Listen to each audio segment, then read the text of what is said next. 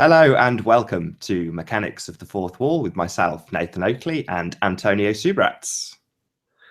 Hello, Nathan. Hello, Antonio. How are you doing? I'm On doing good. today's episode, we will be discussing subliminal messages and the propaganda used to indoctrinate false beliefs into our cognition. So, yeah, Antonio, can you start us off? We had a long conversation last night, and I think, oh, got a bit of an echo. Let's just get rid of that. Do I need my headphones? Nah, we're all good. It was me with the live feed. Okay. I thought I'd figure that bit out. Yeah, I mean, I want to follow on from the last episode, but we had a very long conversation last night, which sort of revolved around the indoctrination of ideas, and a lot of it was based on subliminal messages and such. That was kind of the point I wanted to start at today. Was there something that you wanted to get out into the forefront about what we're actually doing here, or did you want to kick straight off with that? We can kick off straight off with that, with what we were discussing last night, the subliminal and the propaganda influence on our psyche and therefore our experience of the world. I mean, that sort of led on though, didn't it? Because we were talking about frequencies and vibrations, not necessarily sound, but along those lines, that you were defining as a kind of collective consciousness. And going on to subliminal messages, I was linking it to the way that the powers that should not be, or the media, or the propaganda, however you want to phrase it, will put ideas in our minds through images that create chemical releases. So in the case of subliminal messages, it usually uses one of two formulas, either the sex cell or the death cell. And although they're not necessarily in plain sight, they're hidden in artwork, or however you want to phrase it, and it's to induce a chemical reaction, but it's to kind of replicate the this is where I'll hand over to you, really, the collective consciousness. Do you want to take it back that one step before we get into the subliminal programming? Okay, so the collective consciousness and the collective unconscious,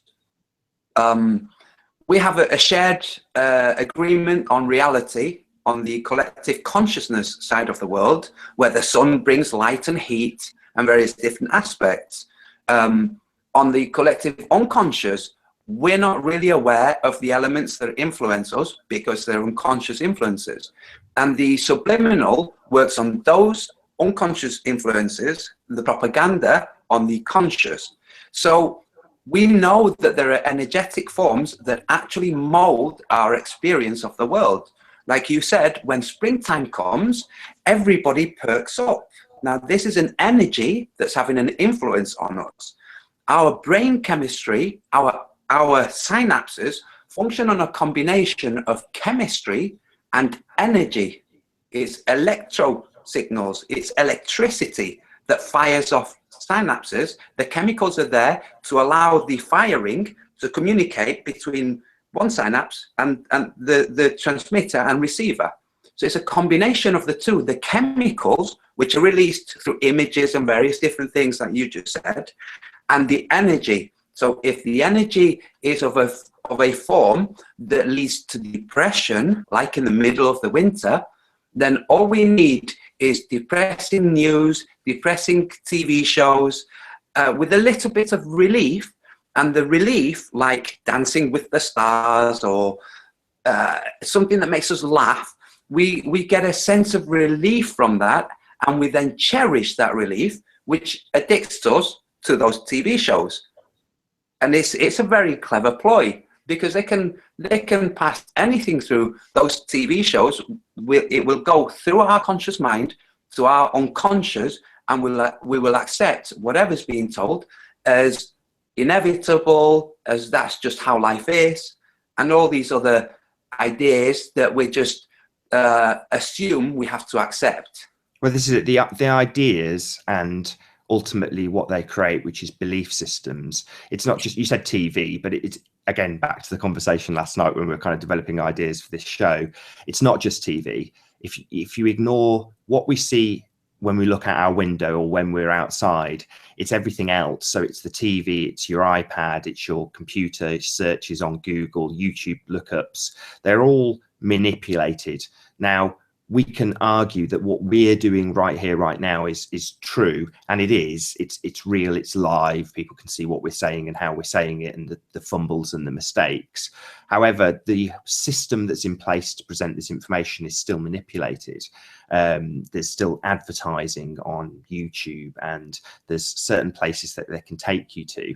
And that can create a certain amount of paranoia about that system. And I think that's why they do it. A lot of the programming that we discussed on the last show is deliberately left in place or even promoted so that it creates that discord in your mind, that unease, that fear is intentional. So in the case of subliminal messages that lead you down an avenue of finding occult worship, they're very much not necessarily promoted, although it seems that way to me, but they're done in such a way that it keeps you in a perpetual state of fear.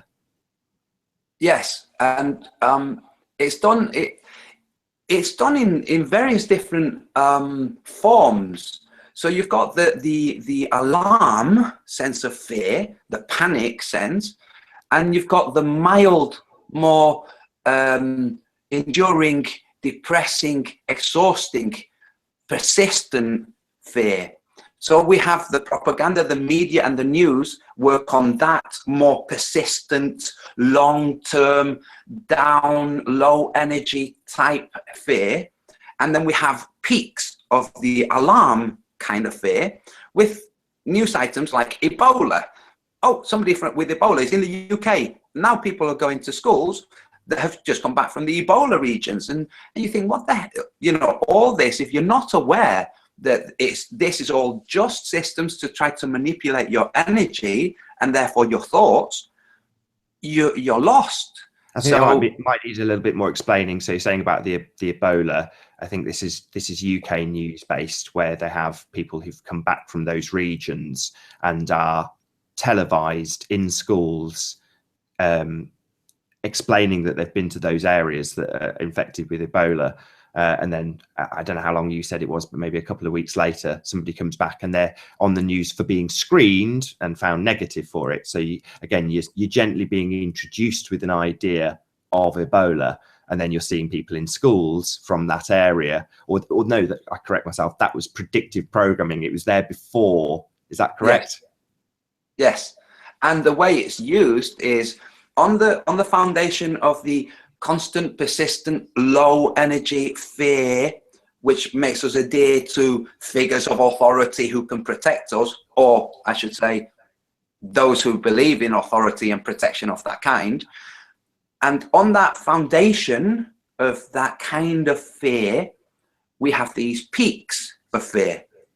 So if you don't accept any of the fear nonsense, that the low energy sense that they try to inculcate, then the peaks are just seen as completely absurd, as obviously manipulated, as obviously nonsensical. There is no chance that the Centre for Disease Control in the UK would allow anybody who has any even mere possibility of being affected by Ebola loose on schools. That's just not something that is likely to happen, that would happen. The media can report this, but the people, the scientists and the doctors who are there to make sure that there are no pandemics wouldn't allow it. And those are the people who are like genuine human beings, who are genuinely doing what they think is best for the nation, for their brothers and sisters, and for their tribe. They wouldn't allow it. But we don't give those people air. They don't get any air. They don't get to go on the news and say there is absolutely nobody coming in with any hint of Ebola who's being allowed to walk around freely around airports. You know, that's just not going to happen. And it's as simple as controlling the airports out. They will continually repeat the same thing. So some of the American YouTubers will expose a fictitious piece of news, and they'll show that it's done on every single network at the same time, and then repeated over and over again at time intervals. And it's that repetition that creates the illusion of fact, of reality. And the media uses this all the time. But they take it one step further when the idea gets a little bit complicated. And in the case of the globe light, it's hundreds of years in order to achieve this effect.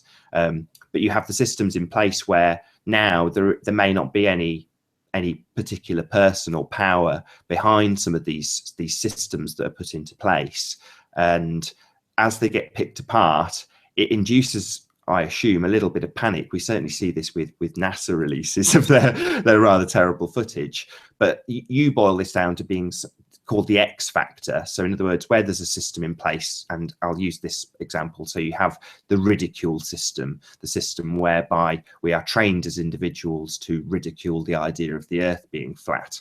Well, when that system falls to pieces, when you have people like us that ignore the ridicule, suddenly that system, which has been perfectly effective for hundreds of years, falls apart, and there is no reconciliation for that. There's no way to get around that. There's no way to avoid people who start to ignore the TV, start to ignore the iPad suggestions on YouTube, or question what they find when they search on a Google search. And I'll bring this back to this point eventually, but in 1984, you have the example where you have control of the books, and you get that disconnect with the people who are working at the ministry, where they'll ignore what they're actually doing and just focus on the doing rather than the information. And in modern times, we have the internet, where the control of information is complete, it's total. And although we are doing what we're doing now, we've got an even better example with the maps. So we have all of the globalists trying to fight for the definitive map. And in terms of the globe, there is only one definitive map, and it's controlled by Big Brother, and that's Google Earth, which is the same way that they will eventually go with all materials. None of it will be books, it will all be online, and the control of the information and the flow of that information, not just the content, is Big Brother. It's completely controlled. Yes. So the ridicule element, which has been one of the enemy's greatest tool, is really backfiring on them, because people like you and me, and many listeners out there, will be listening out for ridicule on other topics. So I want to bring it to Muammar Gaddafi. We had ridicule, the ridicule that was aimed at Muammar Gaddafi, surrounded by these virgin female bodyguards, stunningly sexy, with the film by Sacha Baron Cohen, The Dictator, and all of these things, all of these elements of ridicule are basically there to stop people, the normal human being, who might have no opinion one way or another, into looking into it, because it's surrounded by ridicule and they don't want to join in with any of that. Now, what's happening is, when we hear about anybody or any system being ridiculed, our ears prick up and we see, this is what they've done with the flat earth. Why are they doing this now with North Korea? The ridicule, all of these things. So we focus so that the tool that they have used is now working against them. And it's great, really, the way whatever's been leveled, whatever their weapons have been, are turning against them. Now, you mentioned 1984 and how the system works. In 1984, there's very little mention of money, of exchange of money. So the system in 1984, so we can compare it to how we live today, with telescreens that actually can speak directly to us, like they speak to Winston Smith. He needs to do more exercise. And those elements were all to do with political control of thought, to support the political system of Big Brother. The system we have is the same kind of weapons, the same avenues, but it's not so much for control merely of the political system. It's more for control of for our use and acceptance of the financial system. That's because, if you're bankrupt, that's it. You're ineffective. So the political avenue that was being used in 1984 is the same, only it's more to do with the financial system, which is at its inception and foundation, the political system. It is the political system, but it's being used as the main source for the manipulation, the propaganda, the mechanisms by which the powers that be receive information and target information back, the whole feedback that we have with commerce and advertising, where you can mention a word. I'll say this because I said it to you, but there'll be viewers who won't be aware of this. I work with models sometimes. I'm working with a model. I have my laptop on, okay, but I'm working with a model, maybe 7-8 feet away from the laptop. Now the laptop is just playing music, but I'm 7-8 feet away with the model, and she's left her boots. Now her boots were like Doc Martens. They weren't Doc Martens, but they were very similar style. And I just mentioned that we spoke about her boots because they were kind of cool. They were bright white, whereas Doc Martens are usually black or maroon, various different colors. But I just mentioned and said, oh, they're striking. Are they Doc Martens? And we had a little brief conversation about that. After our session finishes and she's left, I come onto the laptop. I put my drawing materials away. I come to the laptop to find something on YouTube to play or whatever. And suddenly, everywhere I turn, there are adverts for Doc Martens, okay? Now, I had not come on and done a search for Doc Marten, which you can understand how doing a search for something would leave a cookie that's spread around and various different things. But just mentioning to somebody else what you assume out of earshot, you assume that your laptop is not spying on you, but it is. So well, you say we don't assume that the laptop is spying on us, but we give people full and open permission to do this. So Odd TV just released a video where he speaks into his artificial intelligence toilet roll and asks it if the Earth is a globe, and it says, oh no, he asks if the Earth is a ball, and it says no, the Earth is not a testicle. And one of the comments was to say that thing's listening to you, get rid of it. And I had to reply and say, well, every time you turn on your phone and sign on to iOS or Windows or whatever, you sign an agreement that says you give them full permission, and it's dressed up in the guise of Cortana or Siri or whatever. But we essentially give permission to listen to our devices, and I have no doubt that the camera applies to that as well. You know, it seems that people get all shocked and shaken when they realize that they're being listened to. In the case of your Doc Marten example, it's a lot more subtle than most people might even pick up on or detect, until you realize, well, you've given them full permission to do this. It's not exactly a shock that the mic's picked up on a keyword and is now advertising that item to you. At least it doesn't shock me. But that kind of big brother mentality has been introduced very steadily and very slowly. So an example here where I live in Leamington, there's a mass of CCTV cameras, but there's also listening stations dotted around the town centre that will literally listen for keywords. Now, I have no idea if there's a little man with a pair of headphones at the end of those listening stations, or if it's just a computer that's picking out keywords using voice recognition software. But in either case, we're not just being listened to in our homes on the devices we give permission to, we're listened to on the street as well as being watched. So the kind of the search for keywords, if you want to phrase it that way, is so predominant in every facet of our daily life. You know, unless you went out to the country, you've got eyes and ears on you all the time.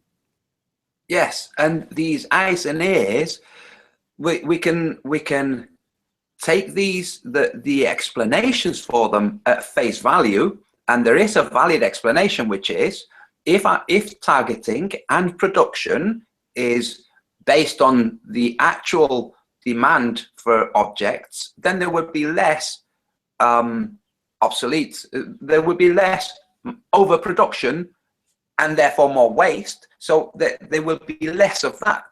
And that's plausible, yes. If there was a system for finding out that there were 50 million people who wanted a specific type of gene, all of the other types of genes that might be hoped to be sold to those 50 million people wouldn't be made. So yes, there's a rational explanation for this.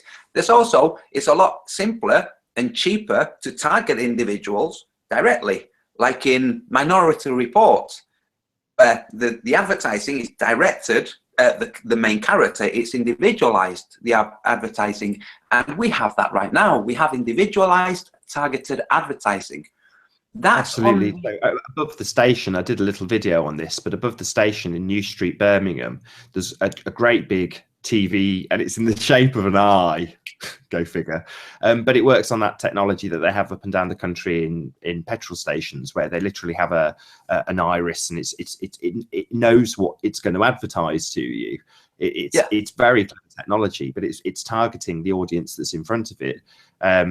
It's amazing in terms of technology. I have a lot of respect for it, but it's also quite terrifying. Well, what I have a kind of it's a vague hope that all of these technologies will eventually be used solely for the positive, benevolent reasons that it can be used, like the conservation of resources, not because we're running out of resources, but simply because waste is not a requirement of society. We do not need waste. It's a result of poor planning, but I'm hoping that one day all the technologies that we see around us will be used for positive reasons. Right now, we know that we have an elite and a financial system that will murder people to keep itself alive. When that system is no longer functioning in the way it functions now, then these mechanisms will be able to be used appropriately, benevolently. So I would like, though, if it's okay, Nathan, if you were to explain to people what you explained to me about the cancellation of sound between the two microphones on your mobile phone, so that people who aren't aware can start to understand the intricacies of some of the technology. Because right now we say the sound cancelling technology. So it's probably, most people will be familiar with this with headphones. So you can get certain types of headphones that have got a second microphone that sits on the outside, and it's just measuring the differences so that you can cancel out those sounds. And the same principle applies on a phone. So you've got your microphone on the bottom. I'm not sure how well you can see it, and then you've got a microphone on the back, and that will cancel out the sounds. If you're at a concert, to the degree that you can have a great big loud concert playing, and you can still hold a reasonably decent phone conversation because it's cancelling out the sound. But that principle's working all day long if the mic's left live. So there might be, a whole bunch of background noise, and it's still going to be able to discern what's what. It's very, very clever. But it's back to just listening, and we give permission to do this. We shouldn't be shocked that people are listening to what we say and do. It's something that I've been acutely aware of. I know Mark Knight was talking about this when I interviewed him. He used to do a lot of Windows programming, and he was saying that the hooks were put in Windows 7. They were just done surreptitiously. Is that the right word? Yes. Yes. And now that it's refined and works beautifully, they're quite happy to dress it up with Siri and present it to us in a very obvious way. And it seemed to me, I'm quite keen on the tech world, so I was keeping a fairly close eye on this. Nobody threw their dummy out of the pram when Windows 7 came along, but when it was made obvious that they were going to do this, to listen, people started getting very angry. And it's like Mark Knight said, it's been done for a very, very long time. People just weren't aware of it. So you kind of have to ask yourself, why are they making us aware of it? And it's back to a bit of fear porn, knowing that they can listen with a bit of justification, so that, like with the globe lie, if you look into it, the mechanics of the heliocentric model are very well out there. It's easy to research and come up with debunkings for what we actually see in real life. And the same principle applies when you're being told that you're going to be listened to. You can have, since I don't know when Windows 7 came out, quite some time ago, probably 2006, maybe a bit later. But you've had they have had a very long time to dress that up and give the excuses and give plausible deniability to what they're doing. I mean, we've taken quite a few steps forward, because I was hoping to go through the way that they use the sex cell and the death cell in the subliminal world. So on the last show we were saying, well, nothing's really hidden, and kind of what I was hoping to get across was not that it isn't invisible to some, in the same way that the globe line, nobody will pick up on the fact that there's globes on every single TV show, and backdrops to their websites, and people don't pick up on this until you know about it. That subtle subliminal programming isn't hidden, but at the same time it is, unless you're aware of it. And that more subtle level of programming, where it is actually being hidden into the artwork, will work on that part of your subconscious, that primeval part of your brain that wants to survive and wants to reproduce. And I've always had a fascination with that, especially as in recent times it transpires that that's not being done to hide the surface level of deception. So it's not designed to hide death or death masks or horror pictures or ghouls. It's there to induce a chemical reaction. It's there to put you in an emotional state. And it's so prevalent, it's so rife, that we are continually kept in this emotional state. And we speculated when we spoke yesterday about that emotional state being manipulated one step further beyond the visual stimulation into the auditory stimulation, be it through the speaker on your iPad, right up to the microwave transmitters that we have dotted all over the country, and the way that those can potentially manipulate you with sound. I'm sorry, I'm waffling a little bit here, Antonio, but I'll give that a little bit more of an explanation. And it's one of my favorite subjects. So it's hi-fi. And in hi-fi, one of the things that a very high-end hi-fi manufacturer will do is use high-frequency drive units, little tiny speakers that do the higher end of the frequency range, that go way, way, way beyond what you can actually hear. And it's because your body will detect these frequencies, and the detection of those higher frequencies, despite the fact that you can't actually hear them, will create more of a realism. And I think in the last show we talked about aeroplanes in the war that were potentially using subsonic frequencies to create death. Again, probably just part of the propaganda, but it's done with death and sex. So a nice easy example for any flat earthers out there is the 2005 Blue Marble remake, composite, whatever. And if you flip the globe upside down, you've got the word sex, very, very subtly put in. And I'll finally get to my point there, Antonio, so you can jump in. But yesterday we talked about Disney, and the way that Disney will make it that much more or that much less subtle. In other words, they almost promote the way they subliminally program us with things like the SFX debacle, or whatever you want to, the idea that SFX, the studio that did the special effects for The Lion King, had just hidden their name into Simba lying down and the cloud of smoke that went up into the clouds and created the word sex. Now, the debate whether or not it's SFX or SEX is kind of irrelevant, because they're just highlighting the fact that they program us subliminally. And Disney seem to like telling us that they do this, or they won't try and gag anybody who's letting this information out. And it continues to happen to this day. I know Nathan Bell does a really, really good job of exposing, and 90% of what he does is probably Disney that he'll show. But yeah, that's a chemical and auditorial reaction that is certainly well documented in terms of our hi-fi perception, but that's a really small line to it. Wouldn't you agree? Yes.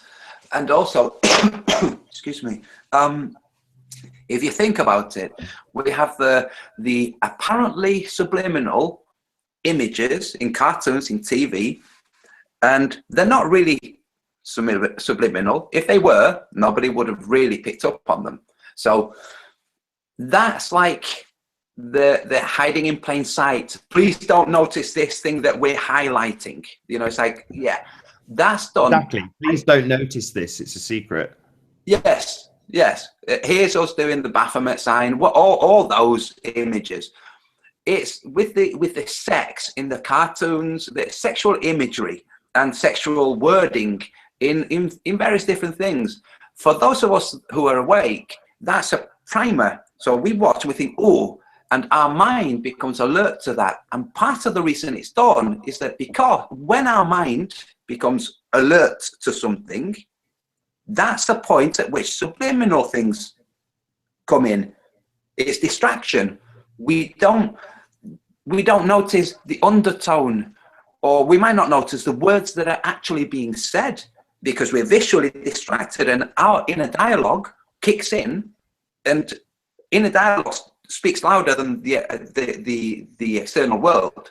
So that's just something that happens with normal, natural human beings. You have to have kind of training to learn how to switch off your inner dialogue, to take in information, to then assess it along with your inner dialogue at later points. This is kind of part of the training at universities. It's like you have to switch your inner dialogue off, otherwise you won't absorb what the lecturer is talking about. And this visual thing is the same kind of thing, but for a wider, much wider audience. So you have the targeting. You might notice it when you're viewing it first time. When you notice it, that's the point at which subliminals enter. The subliminals can be as simple as something that's just inferred. It doesn't have to be something programmed into the structure of whatever is being used with you, used on you. So it doesn't have to be something that's implicit in the film or the cartoon. It can be basically just an idea that has been slowly woven, like with neuro-linguistic programming, a keyword here, a key image there, something that doesn't become consolidated, that doesn't enter your subliminal consciousness until the point that you receive this distraction. At that point, those keywords filter in, because the combination of imaging, of background, of environment, all of those things play a role in the appropriate time for you to receive a certain subliminal. The magician does this with the flare. So if he doesn't do the flare, he can't do the trick. So he does the flare. So some of these supposedly subliminal images, the flare that is allowing the consolidation of true subliminals to have an impact on you, which is to raise the alarm, to basically to lower your vibration, to cause your vibration to be more prone to reacting without thought, which is fear. This is the whole image, the whole idea of fear. So yeah, the various different combinations and tactics that are used. We had, not so long ago, everybody was walking around with skulls on their t-shirts. I didn't, and I wouldn't allow anybody that I had an influence on to do so, because I was just explaining to them what this symbol means, what it represents. Now, we used to have the poison symbol on bleach, on various different things that could kill you. Used to be a skull with a cross. It said death, poison, So you've taken off the cross and just put the skull, which means death. The skull represents directly human death, not just death in general, but human death. And everybody walking around with scarves, with death skulls, all of this. And people saying, oh, it's just a fad. It's nothing, there's nothing malevolent behind it. It's nothing insidious, or no, there is something insipid and insidious in it. That people assume that it's just a gimmick, that it was designed by somebody and people liked it, and all of that is just rationalization for the fact that people were walking around with skulls all the time. It's just rationalization, and people do the same with the sex and SFX. People will rationalize, say, no, it's not really sex, it's SFX. It's not really for distracting you so that subliminals can consolidate. It's just a joke. People will rationalize. You mentioned this yesterday with the X-Files, where there would be an element in the X-Files, or it was something else, but there'd be an element of, oh yeah, it was with the NASA thing that you said, where somebody walks into Stanley Kubrick filming the lunar landing. Right. And then the coast of London. Can I just explain what that is? Because there may be people who've not seen it. Yes. Okay, so this spans from a conversation, one of my first interviews with Matrix Decode, and at the time they'd released on Channel 4 a episode of a show called Toast. Now, Toast is basically a voiceover artist and actor, and I won't go through the full plot of this particular episode, but the key details were he's explaining to his agent that he's just done a talk show, a morning breakfast talk show. It doesn't get a huge amount of viewers, but it's a television show. And during the talk show, he has let slip that he met Stanley Kubrick. And he explains to his agent that the circumstances under which he met Kubrick were he had smoked a bit too much wacky backy, gone into the wrong studio, and then seen the moon landing set. So he sees them faking the moon landings. And he's then pinned up against the wall by Stanley Kubrick and told, if you tell a soul about this, we'll hunt you down and erase you from the world. And he then looks over and sees Richard Nixon. So then the wavy lines come and he's back in the scene with his agent, and she says the information that you've let out has the potential to end civilization as we know it and the world. Now, as the show progresses, the CIA get involved and hunt them all down and kill them, or so they think. They accidentally kill the wrong man. But yes, they've got the idea of that show isn't to hide the truth of the moon landings and Kubrick's fakery in plain sight. It's quite the opposite. The idea is that once you see that and someone presents you with the notion that you have had fake moon landings, the person who's seen that show can say, you just got that from the TV. That's just an episode of Toast. It's a nonsense. In other words, it's extremely clever reverse predictive programming. I don't know if that's the best way to describe it, but there you go. That's the Toast episode. Yes, and this is the similar things in the X-Files, where the X-Files, I don't know if many viewers watched the original series of the X-Files, but in the original series of the X-Files, there's maybe it's the third or fourth episode, they mention HAARP. They discuss how up in Alaska they have an antenna array that shoots lightning into the sky. Now, this is in the original X-Files. So anybody later on mentioning an array of antennas that shoots electricity into the sky, somebody else can say, oh, that was just sci-fi, that was just the X-Files. And it's the same with what you just mentioned. Somebody can just discard it and say, no, that was just a show, it was a joke, you've got the wrong end of the stick. And it's basically... But it works both ways. So when you have things like the Avengers, so the Avengers, although it's kind of based on Earth, they've got people like Thor coming from different dimensions, and a lot of the problems are solved with modern theoretical physics. So they will drop some quite complex terms that use string theory or parallel universes or whatever into the plots of movies like the Avengers, and it's set against the suspension of disbelief, but it softens us up to these ideas. If we've seen gods come through dimensions from other parts of space, that whole idea visually reinforces the globe. But while they explain about parallel universes or whatever they're currently studying, so that it's easily accepted when you have Brian Cox or Dara Ó Briain or whoever, Neil deGrasse, whoever presenting this information as new discoveries, when in reality you've had it 5 years ago on a cartoon or on a movie. Yes, sorry, I just something went wrong with my computer over here. Yes, so you have elements in fantasy propping up other elements in fantasy which are dressed as truth.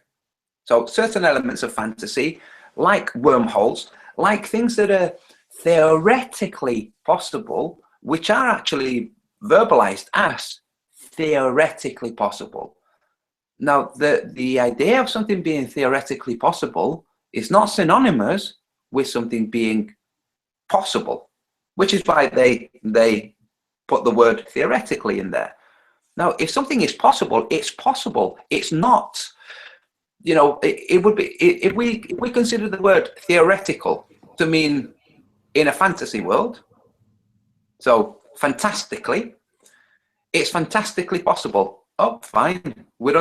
Everybody would know that it's just an idea, it's just a thought, but it's worded in such a way by characters who are endorsed by the system, the whole education deferring to authority system, as having knowledge that is specialized. And when they word things like theoretically possible, we then wonder if this theory will ever become reality, because we know, or at least some of us, that the world of physics has two different sides. In the Big Bang Theory, for instance, a TV show that many people might have watched, you have the experimental physicist, played by Leonard, who does real physical physics. And then you have sorry, I need to switch this off. And then you have the theoretical physicist, who only works with ideas and notions. Then what happens in the original world of physics, the standard bona fide legitimate science, you have people studying phenomena and then trying to figure out what that phenomena is, what that phenomena is a manifestation of. That's how it works.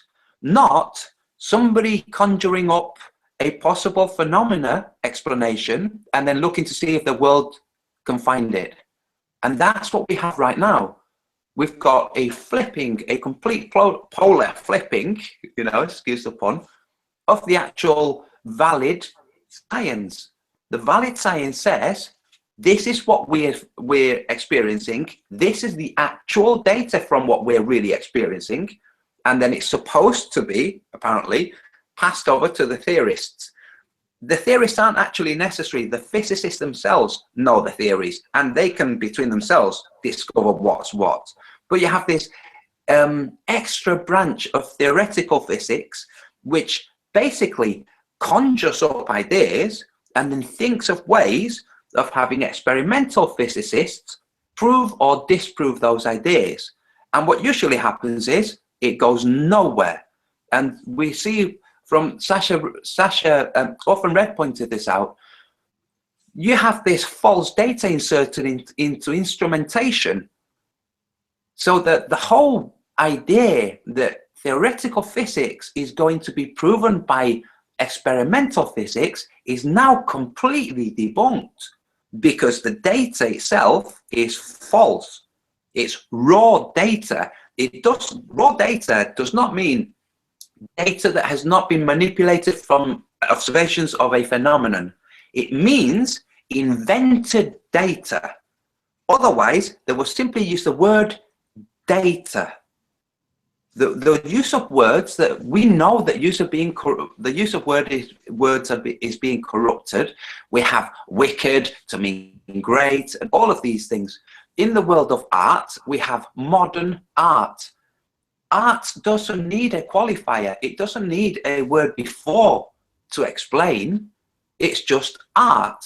Now, if there's a word that's kind of saying this is special art, then chances are it's talking nonsense. I almost swore then. I'm being very careful not to. When you have qualifiers of things that on their own have a completely bona fide and legitimate explanation, like the word conspiracy, when you have a qualifier, you're basically looking at a nonsense term. So raw data is a nonsense term, like conspiracy theorist is a nonsense term, and modern art is a nonsense term. So also, the problem is the way the data is actually presented. In most cases, not necessarily the data itself that's obviously fallible to a degree, but the data presentation is what we get. So I just think of a quick example. CERN about 18 months ago had shape-shifting neutrinos and breaking the speed of light, and it was heavily publicized that they'd proven Newton wrong. And then maybe 12 months later, maybe 6 months ago, they went back and said, actually, we'd got an incorrect measurement. Here are the new measurements. And that was kind of brushed under the carpet. But the bit that made the headlines was Newton was right all along. Now, in that case, you've got two conflicting sets of data, the first being passed off as a malfunction with measuring equipment. Now, bearing in mind with CERN, you've got them telling us constantly how accurate and how fantastic these machines are with non-stop pictures of the machines itself. And then when we get a measurement that contradicts some of the standardized science that's out there, it's then passed off as a mistake, passed off as an error. But we don't know that that's the case. We don't know that that's accurate in the first instance and then found to be wrong, or inaccurate in the first instance and then corrected. We've got no way of telling, because the only means of receiving this information isn't standing in front of the equipment and doing the test. It's just the media's presentation of that information, and that's the key. It's kind of irrelevant. We're never going to know how accurate it is because of the spin. The spin comes from the media. Yes, we have exactly the same thing with Eratosthenes. We have this character probably into the history books.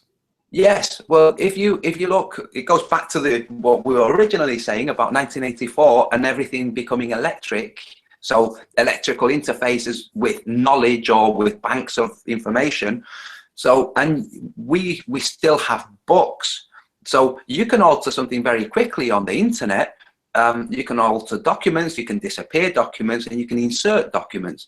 And the same can be done in history, as long as you have access to the books. So once a book no longer exists, you can then recreate that book and say various different things about it. So there are books that describing the lives, that are explaining and describing the lives of the Greeks of the era of Eratosthenes. The same era when Eratosthenes is supposed to have worked out the curvature of the Earth. This is the era around, well, after Pythagoras, after in the era of between 2,000 years before Christ and 500 years before Christ and current era. Now, there's no mention of Eratosthenes, and people can rationalize that the reason for that is that he was not a philosopher. But they forget that back then, there was no distinction between philosopher and mathematician. Mathematics was one of the natural sciences, one of the natural philosophies. So to assume that this character existed, all records of whom were destroyed, but somehow salvaged and somehow recreated, is basically, it's asking for belief. If you endorse this, if you believe this, you're just believing what somebody is saying. Now, there are other ways of verifying whether something is true or not in history, in terms of the paper trail. So Plato did exist. It's not a question that he was planted. Socrates existed, Thales existed, all of the great Greek philosophers who existed, we can verify existed by various different things. With people who have been planted, we can't verify that they existed. We can only really logically conclude that they didn't, that they were just thrown into the pot as a rationalization for conclusions later on.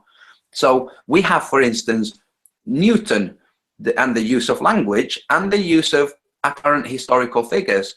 I haven't read anything, I haven't come across anything where Newton talks about Eratosthenes. There might be some record somewhere, but I haven't read it. And that's curious, but maybe Copernicus mentioned him, who knows? But the point is, when you're looking at words and historical figures and names, things can be warped and twisted. Now, when you think of Newton's gravity, okay, now this might be a little bit rambly. You have Newton developing gravity. The word gravity already existed. It still exists today, and some people who have very eloquent speech will use it. It means seriousness. It means it means something to be taken serious. No, not something to be taken seriously. It means something of imperative importance. It's crucial. Gravity, seriousness. Say again? Gravitas. Gravitas. Yes, something that has serious implications. The main thing is serious. Okay. Now, he chose the word gravity to explain something that already had a philosophical explanation, which is a scientific explanation. We have to not forget that the sciences were originally the result of philosophy. The study of knowledge is what science is trying to do, and that's what philosophy is. So we have this word used to explain something that already had an explanation. Consistency, density, and buoyancy, it already had an explanation. Now, going back to the historical record and distortion, you know the story of Archimedes running around the streets shouting Eureka. Yeah? Sure. The Bathwater story. was too hot. Say again? Bathwater was too hot. Yes, yes. So the story is that he was basically ordered to develop a way of figuring out whether the king's gold was being stolen by the goldsmith. And he, in the bath, realized that gold has a certain density and a certain volume, which would cause a certain displacement. Okay? Now, this is what we've just been told, and we accept it. It makes sense. What if what was actually happening was not only that, but also Archimedes, who's not likely to have been the kind of person who just thought one thought at a time, the same as Tesla, the kind of person that could think various different thoughts at the same time. What if he was running around because he would and shouting, "I've got it, I have it, I figured it out, Eureka," because he had figured out the fundamentals of density that preceded him. The fundamentals, because people were saying, but how can we describe this? How can we describe heaviness? So he is in the bath and he's just figured out how he can describe, how he can contribute to the explanation of our world, which has an explanation of how things float, how things fall, how things remain in place. This is more likely than merely a threat that if you don't figure out whether or not my gold is being stolen, you know, that doesn't make sense. It must have been something much more fundamental. And I mean, this is just my conclusion, you know, and I am a conspiracist. I think that that part of the equation has just been left out of the history books because it confirms Aristotle and the Greek philosophers, it confirms their findings on the natural world. But it undoes Newton's findings of the fantasy world, because he has walked the real world and converted things into gravity to explain the fantasy world of spheres in space and spin and orbits. So it's just that part of Archimedes' discovery has just been excised. I mean, the three words that I wrote down at the end of our conversation yesterday in prep for this show was beliefs, fantasies, and illusions. Oh, yes, yes.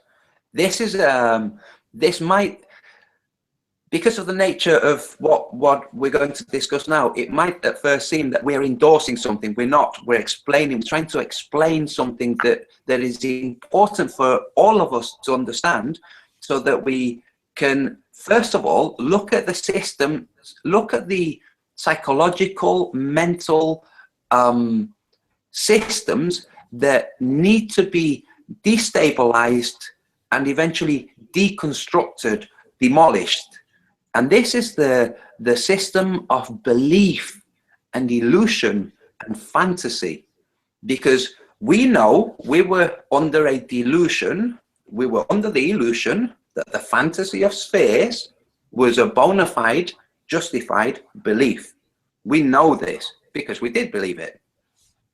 Right now, we know that there are Luciferians or Satanists, child molesters, dark, bad people, evil people, and we know that there are explanations of the mechanisms that they're engaged with. Call that Satan, archons, energy forms, whatever you want to call. Now, those things are fantasy and illusion to create a belief. So the people who worship Satan and who do horrible things, the reason they do those things is their belief system requires it for whatever reason, or rewards them, and that belief is reinforced to those Satanists because they get a sense of power because of a confirmation bias, basically. So with the bad guys, the guys who sign legislation to allow fracking and therefore poisoning of natural water systems, these guys, their belief system is rationalized by them. So the people in the Bohemian Grove, their belief system, they really believe that they are superior, that they do have the right to cremate care, that they have the right to live without concern.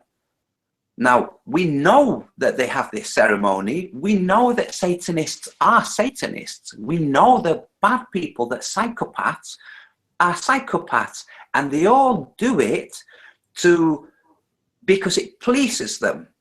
So you'll have the religious psychopaths who do things because it pleases them to please the avatar they worship, who doesn't exist, but they have this feedback from the world that they have woven around them.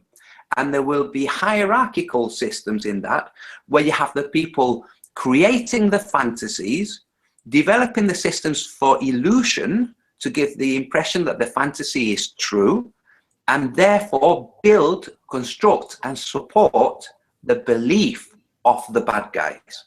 Now, we have to understand this if we're going to ever get to the point where we can deconstruct and start to demolish those beliefs.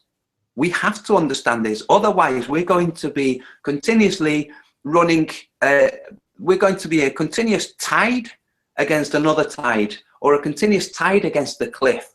We have to understand how the tide can corrode the cliff so that the cliff stops being a cliff. That's my little analogy, but it's important. I mean, you can give maybe a bit more detail. If I give the nice example, because there's going to be a lot of people who are flat earthers watching this show, just so that they can wrap it round. So if I give the example using the globe, can you then use a similar example using Satan worship? So you've got the belief system, which is what they're trying to construct, the belief system being the globe. And they do this with a generous dose of fantasy. So you have the fantasy system in the suspensions of disbelief, our movies and our drama series. Again, I use the example of the Avengers. So they've got that set against the backdrop of space and space travel and all the rest of it. And that ultimately leads to the illusion part, which is where NASA comes in, where they have the smoke and the mirrors and the rockets going up. And that is the illusion which firmly seats your belief in the globe. So you have these different elements. This is a very crude and simplistic way of describing it, but that process enables you to establish a belief as a fact. It's been reinforced. Your mind's been softened to it before you've been given the idea in the first place. Then you've been given the idea as proof with smoke and mirrors, and that's the circle complete. Can you give us a similar example where they do the same process with Satan worship? Yes. If you take the things that you just said and you qualify them as tokens, okay? So you have the token of illusion.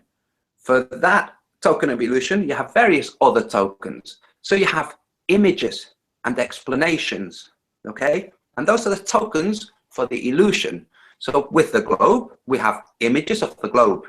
With Satanists, we have images of Satan, literal images, drawings, paintings, statues. These things are to prop the belief. Well, these things are to culminate in a belief, but these are the structures by which the belief is created. So you have the fantasy, which is basically the conjuring up of ideas. Then you have the illusion, which is the creating forms, shapes, literary works, music, sounds, images that correspond to the fantasy, like in The Lord of the Rings. So you have tokens that are the same tokens for the whole of the globe theory as for the whole of Satan worship or the whole of any other belief that is not justified. All the beliefs that are not justified are beliefs of things you cannot test. This is the biggest, the most formidable truth for the flat earth, that we can test it. The globe, they can't, so they have to invent images and icons. And for Satan worship, for Luciferian, it's the same thing. It's images, it's words, it's illusion, then confirmation bias. So if a Luciferian person says, Lucifer, find me a great parking spot, and they drive to town and there's a great parking spot, they've just confirmed to themselves that Lucifer has helped them find that parking spot. Now let's say somebody who worships Jesus says, Jesus, please find me a parking spot so that I can be more successful. Same thing. Somebody who worships anything, somebody who uses the secret, it's the same thing. Okay. Now, how the parking spot gets there, is it intent molding the world and creating a coincidence type run of parking spots or things that you can give thanks to the secret or the universe to? Is that what happens? But other people misalign the thanks and aim it in the wrong way? I think maybe, you know, we don't know. But the Lucifer exists because you found the parking spot. It's not actually real. And the whole globe myth is woven exactly the same as any other fantasy, which is blended into the real world. So let's move from Satan worship to Zeus and Apollo and those gods. It's exactly the same thing. You have an idea, you have imagery, then you have people confirming their beliefs by telling stories. I asked Zeus to get me out of this situation, and I got out of the situation. And it's all just confirmation bias based on your beliefs. And it's beliefs of things that cannot be directly tested in a physical way. It's always a mental conclusion.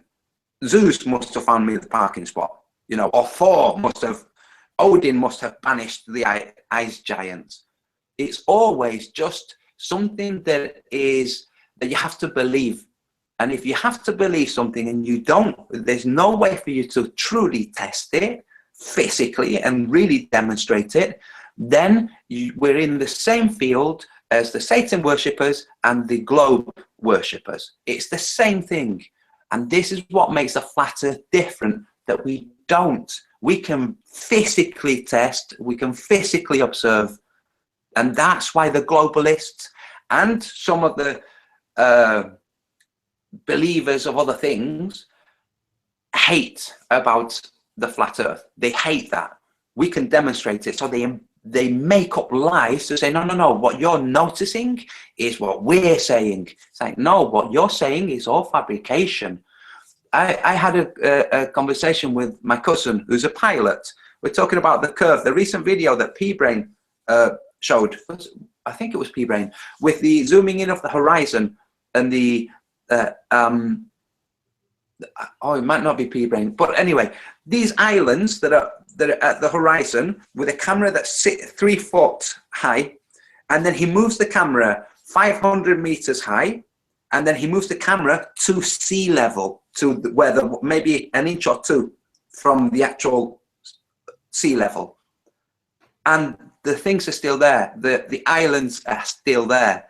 Now, my cousin, who's a globalist, says inversion, and I've explained to him inversion means either inside out or upside down. It doesn't mean something else. Okay, so either what he's saying is that the islands we're seeing are inside out, which is nonsensical, or they're upside down, and they're not upside down.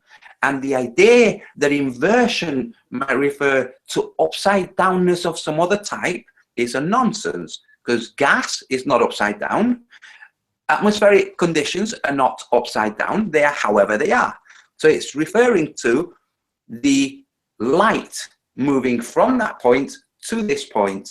And this is a practical experimental physics, a real physics observation of refraction. We do have refraction. Distance on a plane causes refraction. So we have mirages, we have objects disappearing towards the bottom, or to do with line of sight and perspective, and atmospheric conditions. Now there's refraction, but refraction doesn't explain seeing things which we shouldn't be able to see because the curve has interrupted our line of sight. So they embellish and they create this inversion. Now inversion is a natural process of refraction, but to say that it somehow works beyond the curve and doesn't flip the image is a straightforward falsehood. It's incorrect. It is not true.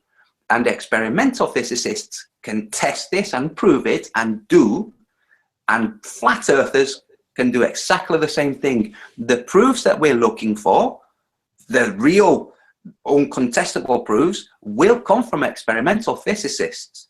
Now some of them would be flat earthers, but some of them won't. Some of them are literally studying the world we live on, and they don't have any bias. They just want to know what's what. A bit like CD.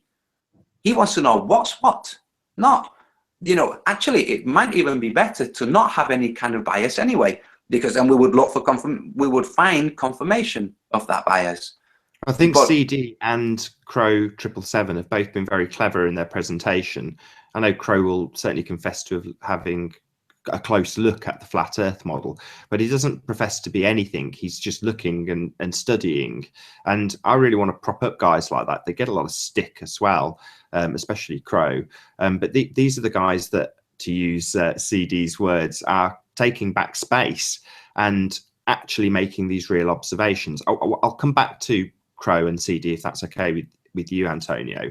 But I was going to, before we left that last topic, talk about the way that the propaganda surrounding flat earth, which is possibly being overlooked and labeled incorrectly. I'm not going to go into shills and trolls and all the rest of it, but just one of those sort of measures that they use, which is in the complete opposition to what you've just described, which is the physical observations, the literal looking and seeing and testing in that way, is diverted, or at least has been. Perhaps it's coming to an end now, but has been in the last few months, with models. So you've got the globe model, which is the thing that everyone picks to pieces and says doesn't work. And certainly John Le Bon would say, well, there's things in the flat earth model that do not work. And that may very well be deliberate. I've got no proof of this, but we certainly have a high level of suspicion that the azimuthal equidistant projection, which is not a map, you know, it works from the center out. It's never going to be an accurate representation from that point of view. But you have people saying, well, here's your model with the sun and the moon going above it. It doesn't work for reasons of, I don't know, equatorial sundials, you know, not showing any difference and things of this nature. But you're looking at the model. In other words, you're trying to figure out ways that the let's call it 5 years, if we're generous, that the flat earthers have had to figure out where we actually live, versus the 500 years of modeling that comes out to the same place. In other words, if you exclusively look at the model, which traps us into the iPad, traps us into the PC and the TV world, if we do this, because it's in opposition to what you've just said. It's not the going out and saying, well, these islands aren't miles and miles below curvature.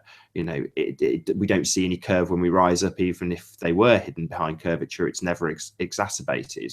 But that's not the way that the debates seem to roll. It's all about the models and the maps, and that isn't really what flat earth is all about. It's about reality. It's never going to change what we go out and see and can test. even if our models, if every single one of them was completely arse about face and never worked at all, it wouldn't change what we see. It wouldn't change that example you gave with the islands. It wouldn't change the buoys and boats that come back into view when you use a zoom camera. All of those things will always remain. Yes. Sorry, I'm making a correction. I think it was Flat Earth Hub that had the video that I was discussing. Yes, yes, it was. Yeah, yeah. Okay, here's a thought to contemplate. So we have the globalists talking about a model. Their model doesn't work, but they say it does because they say, oh, look, we predicted the eclipse. So, okay, eclipses were predicted way before Copernicus. So no, we predicted what the eclipse was going to be. Same thing. The eclipses were predicted way before. So, and the accusation that we don't have a working model, they don't have a working model. We know that their model doesn't work. We know that the phases of the moon and its proximity to the sun, that it doesn't work.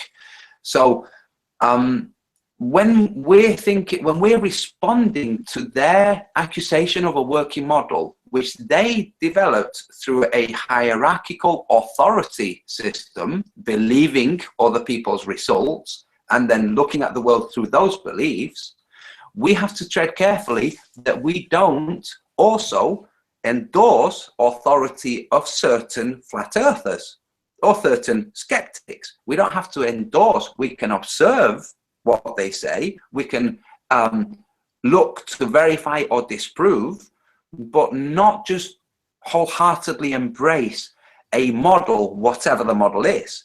Eventually, I think that this flat earth, this resurfacing of the flat earth is indicative that we are the generation of the stage of man that will arrive at that conclusion. The other ancient civilizations didn't arrive at a conclusion of truth. They had the chariot, the sun being pulled on a chariot, or everything growing out of a god's belly button.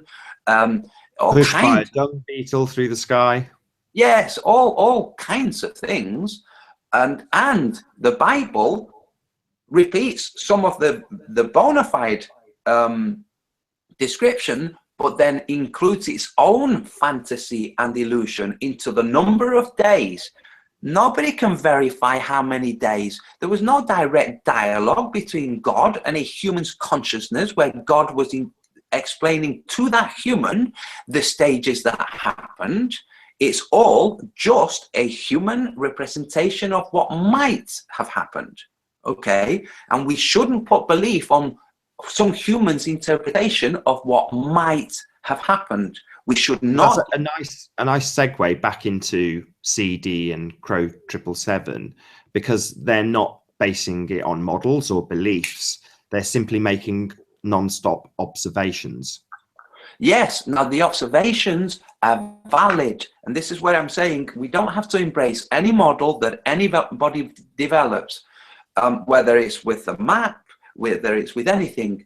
All that we can really do is observe. If people create models, we can observe and we can question and pick apart or endorse, but to wholeheartedly embrace as being absolutely correct, we are falling into the same system that the globalists fell into, which is believing. So none of us are going to really be able to verify by going high up from the earth and looking at the shape of the layout of the continents.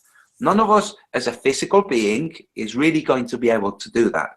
NASA can't do it. You touched upon this a little bit earlier, actually, Antonio, and you went over it quite quickly, which was the moon not being lit by the axis of the sun, and you brushed over it. Can you? I know you go into a lot of detail on a lot of your videos about this subject, but this is something we can observe. This is something we can look at from our point of view.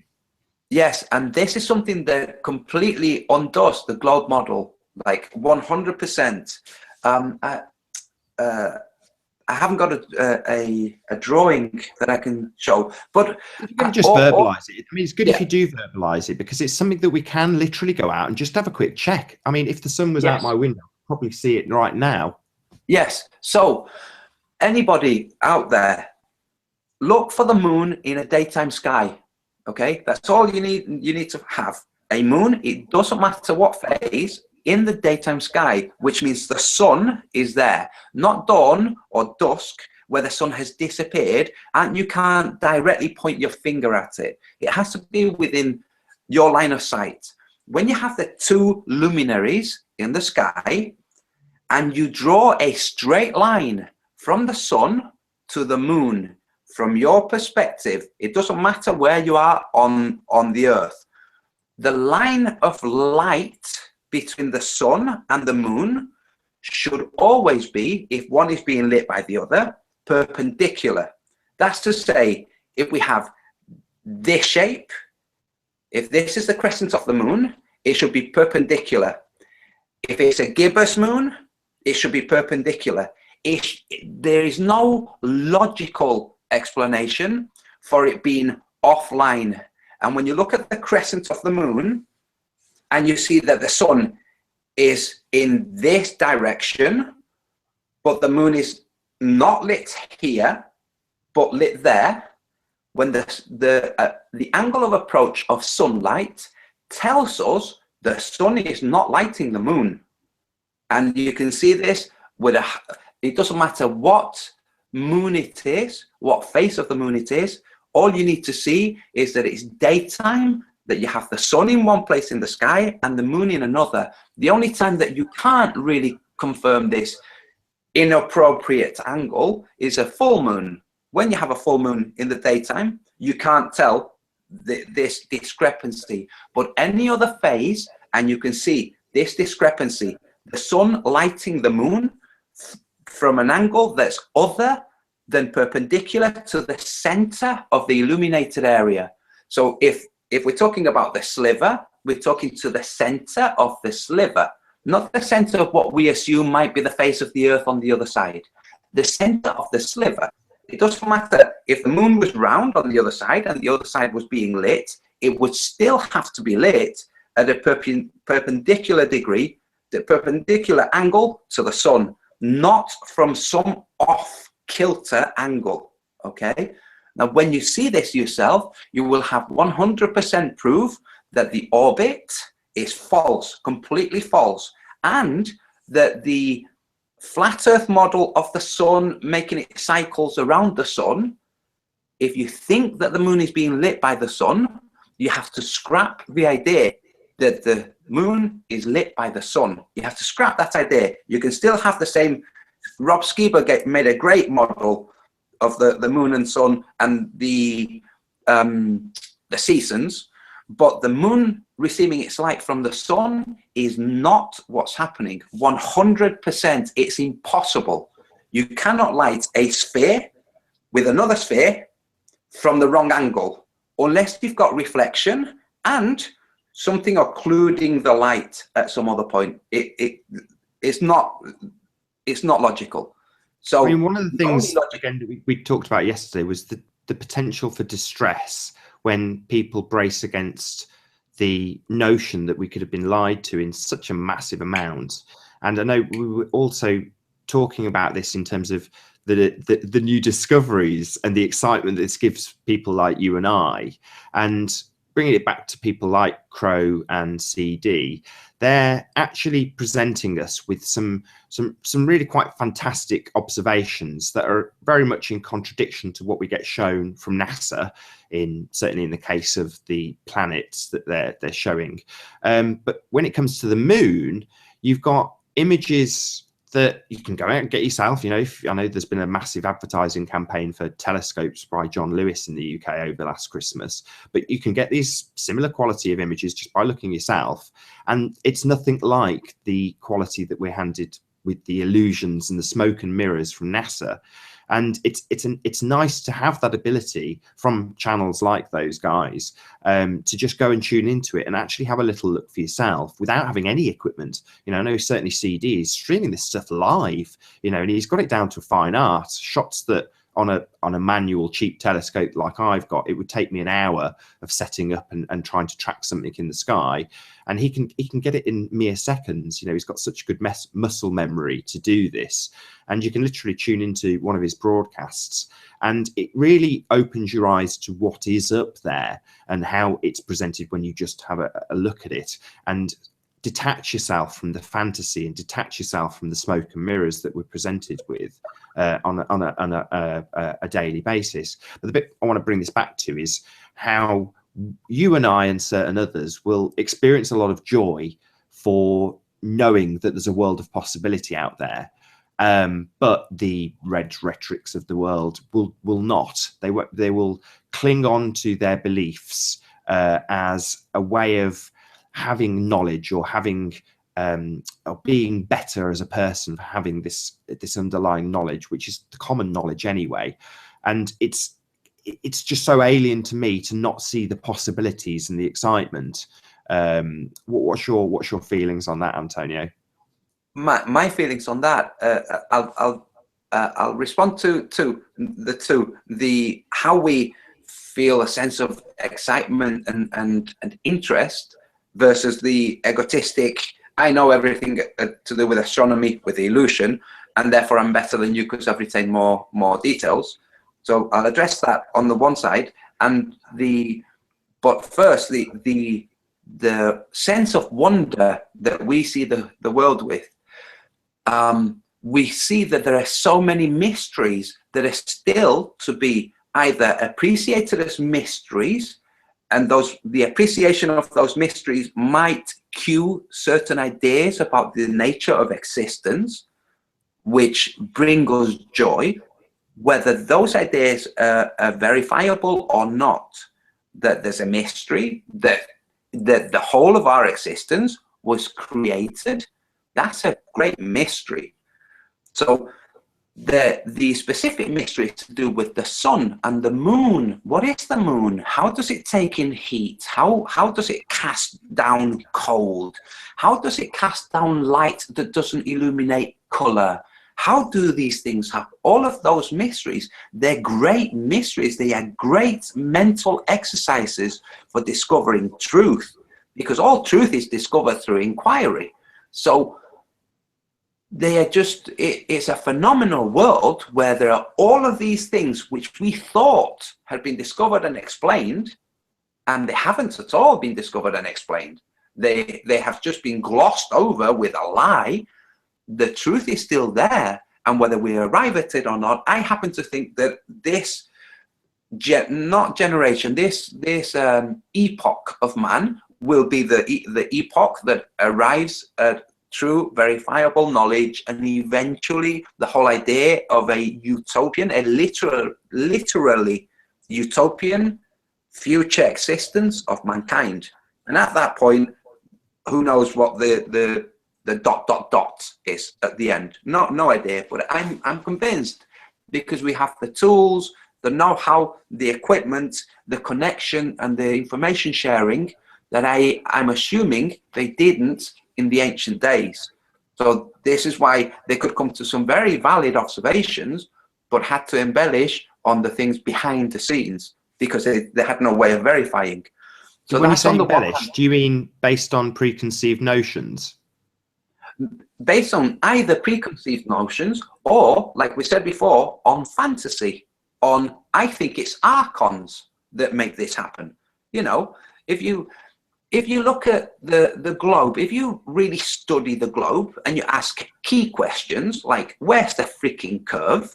Just certain key questions demonstrate that the globe is not true. So go into the archons, and I know that some people really accept the possibility of archons. Ask key questions. What are they? What's an archon's portal to existence? Is it in a different dimension that's somehow exempt from God's remit and bypasses the whole God area to exist? Do they have a mummy and daddy? Do they grow? Or are they the result of some quirky mathematical equation, or a mathematical like equation? Is that what archons are? Or are they merely an expression of our inability to understand things, which we patch up with archons, the same way as the globalists patched up with the globe? I tend to lean on the, well, this doesn't make sense, that's implausible, these things do not make sense, therefore it's an invention, it is a fantasy. And then there are the illusion, the weaving of that fantasy, and the icons, the Aztec, who inherited the world of the Maya and the knowledge from the Maya. The Aztec, they developed the archons. They had archons. They had these angels, the type of angels, and these anti-angels. These guys who loved goodness and happiness, and these guys who loved dread and fear and pain and suffering. And it was all, life was all a case of appeasing the two. And this, it's all just not understanding, not having the verifiable, provable understanding of truth. So they embellish, they create, they concoct, they invent, they fantasize, they then weave an illusion, they then create a belief, and then they have that belief confirmed through their bias. So that just reminded me of something which isn't necessarily on this topic, but it has a nice example of that. And I made a video about this recently, which was about dinosaur bones. And we chatted about this some time ago, but about a particular circular argument. I'm not going to steal your thunder. You take over. You know exactly what I'm talking about. Yes, it's not my thunder. It was, I think it was Stars Are Souls, a black guy who was cool, but he's gone quiet. I think he pulled everything down. It was really a passionate guy. I was talking to Patricia Steer about him, and she was saying that he didn't like the nastiness within the flat earth videos and just took a step back. He hasn't changed his stance at all. He's just taken a bit of a step back, and frankly, who can blame him? Yes, I don't think that he's taken a step. I don't think that he's wiped his hands of everything. I don't think that he's forsaken all of the truths. I don't think that at all. I think whatever he's doing, you know, good on him. If he's finding his happiness, brilliant. But what he said, he went to a place where they were exhibiting dinosaur bones, and then he asked, how are the dinosaur bones dated, given that carbon-14 dating is limited to only a few hundred years, not millions of years? And the answer was, they're dated by the layer of rock in which they're found. And he then said, and how's the layer of rock? I'm paraphrasing. He then said, well, how's the layer of rock dated, given the carbon dating doesn't work on those rocks? And it was by the dinosaur bones that are found in it. So it's a circular argument. The rock is dated by the bones found in it, and the bones are dated by the rock layer they're found in. And basically, it's just a big question mark. It was a good way of highlighting the pataphysics of the explanations that were given as bona fide, legitimate explanations. They're not. Usually, they're pataphysics. They're just made up, sound as if they're actually responding to the subject, but when you question them further, they don't. The same as certain beliefs. You know, if you question it, when I was a teenager, okay, we would have chats, me and my friends, and this whole idea of Lucifer and the Satan and God is like, there's all the questions. Why would God make Lucifer? All those questions. But I used to always say, well, Luciferians must accept that there's a superior to their Lucifer. The guy that made Lucifer has got to be superior. Why go with the inferior? You know, and I understand the philosophy between Luciferianism, which they say is, oh, no, Lucifer is actually the good guy. God is the oppressor. It's like, no, all of those things are just anthropomorphizing an intelligent energy that has the ability to create. That's all that's doing. And it's anthropomorphizing suffering. You're saying, suffering comes from this character that has this look. I love this idea that the energy that is God, that people refer to as God, I refer to as a great mystery, just because it is a mystery. That energy has resonant ability has waveform, has electricity, has certain qualities to it, the ability to create. Does that energy form also have a beard? No, it doesn't. It doesn't have a beard, and it doesn't have a mummy and daddy. This is us anthropomorphizing an energy form. It's absurd that it begets children. No, no, no, no, no, no, no, no. All of that is just conjuring up ideas, okay? And I know that this is offensive to some people, and as you can see, I don't wish to offend anybody. And I said before, I can see how the intelligent energy might make use of an avatar that might have been created for nefarious reasons and make use of it for positive reasons, because it can do whatever it wants. But so that lets I don't know, that makes the idea of Jesus as the avatar of goodness bona fide. So, you know, that's fine. Going back to the question of red rhetoric and the belief in the globe and the flat earthers and their wonder at the mysteries, okay? We have, and this is almost like we're, you know, applauding ourselves. It's not. We've gone back to the childlike wonder that we had stolen when we were told that we live on a globe. So we didn't go and inquire and make our own personal observations, which we could then compile and start to describe the real world. Like, for instance, Da Vinci. Da Vinci was making real observations of the world because he wasn't told that these things had been figured out. He was making observations. He was learning continuously. And he made some wonderful observations of the real world, of shadow and how shadow works on light and on color and various different things. But with people like Red's rhetoric, and we will have seen this with a lot of trolls, they will make an assertion that's complete nonsense, that we know it's nonsense, but we also know that they feel this sense of, they make an assertion that they assume is valid, and then they pat themselves on the back. Haha, I told that flat earther. When the flat earther comes back to them and says, what about Kirchhoff's law of thermal radiation and the ISS? How come the ISS isn't completely pulverized and disintegrated in its most fundamental form? Then they, you know, they rebel. What is this? So we don't go around thinking, wow, there's so much to discover about the moon. Pat on the back. You're a great guy for wondering that and for noticing. And we don't do that. We're just absorbed in the interest and the wonder. And people like Red Rhetoric embrace the idea that they have superiorness, superiority, superior knowledge, superior understanding. And this is like a shield that is used by people who don't want to contemplate the possibility that their inner thoughts, their inner dialogue, their ideas, their observations, their judgments of the world and their interaction with it might have much deeper repercussions than they assume. Because the whole Big Bang resulting in the globe and individuated human beings says there's chaos which orders itself, but still chaos.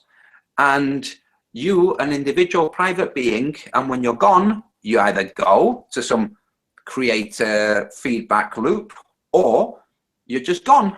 And your actions have no repercussions other than the immediate repercussions that you experienced. So your gain or your suffering. Are you okay, Nathan? Yeah, no, your picture just went for a moment. That I was paying attention to the comments. A lot of people were saying about Red Rhetoric in the comments that he's just a drama queen, basically, and he's just thriving on the negative attention. I mean, he is. What would you respond? How would you respond to that? Well, I would respond that when somebody's in a situation where they're alarmed because they are their world is being demolished, their response is legitimate. It's a legitimate response. I don't think that they're thinking, I'm going to talk in a higher pitch with a deeper sense of urgency to give an illusion. And I know that drama queens do legitimately feel the drama that they're exhibiting. The diva situation, I would call him a diva more than a drama queen. I know that they're kind of the same thing, but the diva requires things be brought to them, whereas the drama queen can be quite, somebody can be a drama queen by being quite quiet and, you know, martyr-like, and oh, poor is me, but that they're still being a drama queen. He's being a diva, and it, you know, good luck to him if that's what he wants to do. But eventually, the fundamental reason for him being like this is that his world, which props up his illusion that his actions don't have the ramifications that flat earthers understand our actions have, because we understand our source is not an accidental mechanistic result of physical laws established at the Big Bang. We know our source is, to use a religious term, divine. We know this. We know the whole world is divine. We know all the other beings in it are divine. They are, all of them, created by the same thing in the same way. And somebody's actions, like his, tell me that he is alarmed. He doesn't want to face the possibility that he has to write off all of his knowledge and start from afresh at the same point as the other amateurs, like we flat earthers. We're all amateurs on the flat earth, and he doesn't want to join the amateur club in anything. This is the kind of guy who plays, and this is just me assuming, and I might be casting aspersions.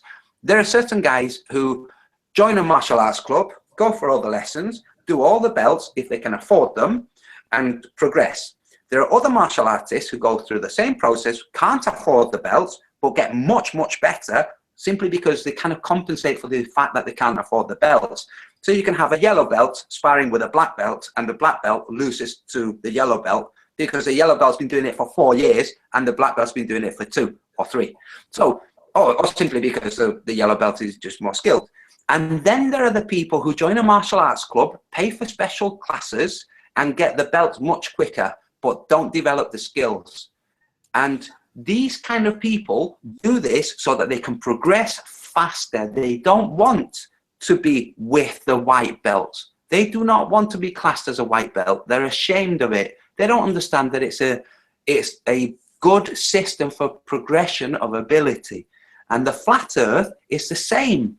Now, in the flat earth, there might be people who others consider as a higher belt, a higher grading. You know, Matt Powland, Eric Dubay, Jeranism, Mark Sargent, people. But this idea of this classification, because somebody's been doing it longer, therefore, no, because somebody's been doing it longer, the phases that we all go through, they've been through already. So in a term, in a sense, it does apply. But you can have a complete novice, somebody completely amateur, come into the flat earth, realize the flat earth, and come to an observation that advances the whole study much, much faster than any of the guys that have been doing it for longer.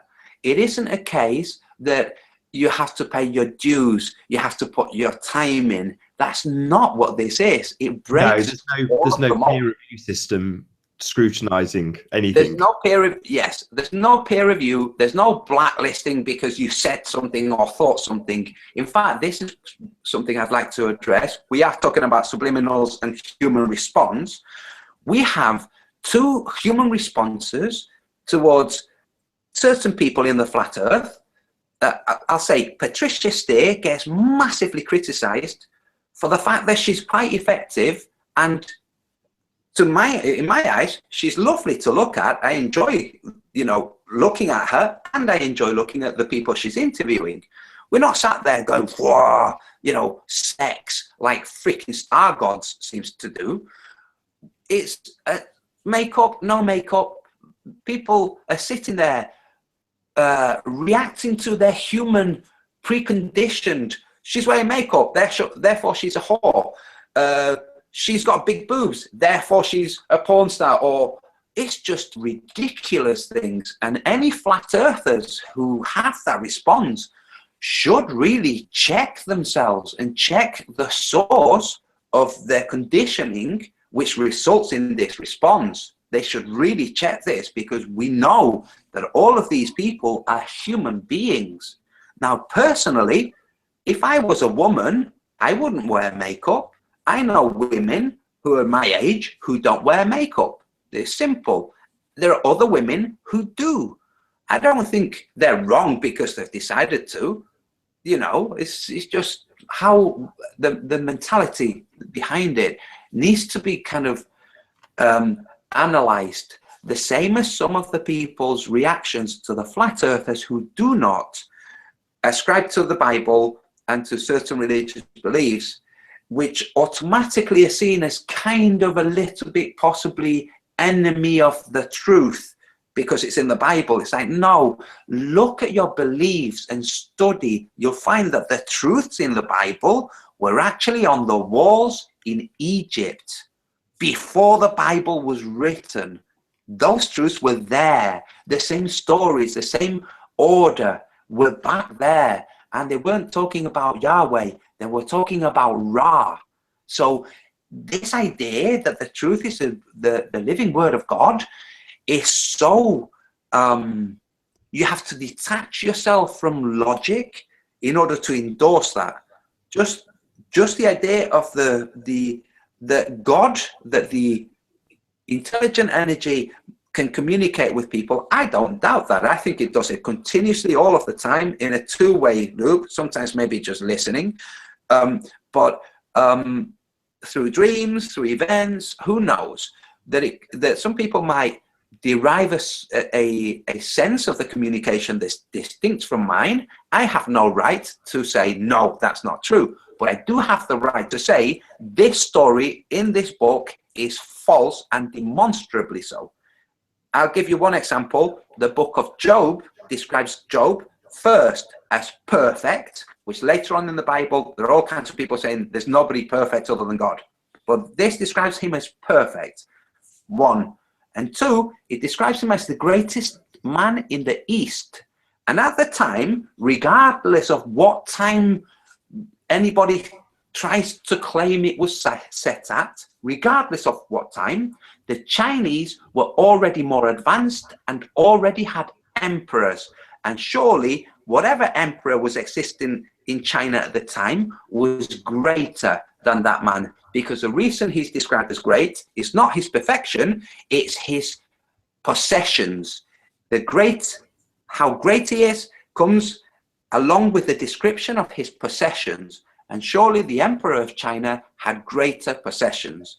So that story of Job, and the fact that it discusses how Lucifer went in for an audience with God, and that God didn't know where Lucifer had been, and all of this tells you this is a fabricated story. This is a made-up story. Nobody was taking notes. Nobody found a dictaphone that somebody secretly recorded the session and transcribed it into a book. It's just made up. And for people to not accept this because of the rest of the story and how he puts up with his burdens, or excuse it as, yes, it's made up, but it was made up so that people would, all of that. No, there's no valid reason for a made-up story to be put in a book as if it was fact. Now, to put it in there as parable and discussed as parable, sure, we do this with Proverbs, we do this with anecdotal evidence, with, we do this all the time, but we don't pretend that it's true. And to make out like something is true is not legitimate. And it's time that people stop doing this, especially when those people are ones that are attacking flat earthers who don't endorse those stories. We don't need to have battles and challenges. Examine your beliefs. I examine mine. I haven't finished. I make mistakes. We all make mistakes. But examine your beliefs, the structures of your beliefs, how those beliefs were inculcated. Now, the part of your beliefs that give you a sense of well-being and benevolence and benevolent judgment of others, those are justified. True. So Satan could write a book and somebody could interpret something from that book that is used for good. Doesn't mean that that was the intention of the book. Okay, so if you derive a way of looking at the world with benevolence from the Bible, brilliant. But the comments that people make who are supposed to believe in the Bible say you are believing, your belief system has been inculcated to a point where you believe your judgment of others is justified, voicing it is justified, and the repercussions of your negativity are justified simply because you believe that your beliefs endorse that. And that's false, and it's wrong, and you should re-examine your beliefs.